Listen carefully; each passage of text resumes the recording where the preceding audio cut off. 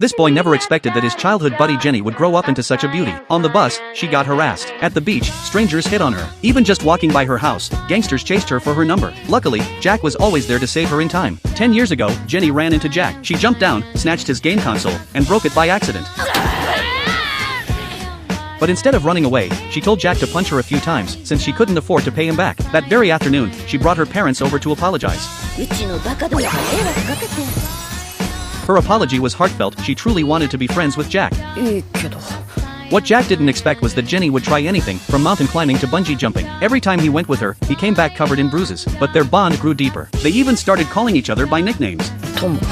That made Jenny so happy. Jack's heart skipped a beat. He panicked. Why was he falling for her? From then on, they were inseparable, living joyfully every day. Until one afternoon, Jack was gaming by the street and ran into John and William. They stole his console and roughed him up. Too embarrassed to tell the truth, he claimed he just fell. Later that day, Jenny took the console back for him. Watching her laugh it off so easily made Jack feel even more inferior. He snapped, grabbing her in frustration. Her charity hurt him worse than any beating. But Jenny flipped the tables, took him down, and said, "If you're in trouble, isn't it only right for your brother to help you out?" Jack was deeply moved, but also hated his own weakness. If Jenny were ever bullied, someone like him would be useless. So he wiped his tears, lent her his console, and started training hard under her father's guidance. 3 years passed. Right before middle school, Jack defeated Jenny for the first time. Their physiques grew apart, but he didn't think too much about it until the first day of school. He imagined Jenny in a boy's uniform, but instead, she walked in wearing a girl's. Jack was stunned. Looking back, all those strange childhood memories finally made sense. Jenny was a girl all along. Soon, classmates began asking, "Are you two dating?" Jenny got the same questions in her class. She denied it immediately. Jack felt lost. Boys and girls weren't the same.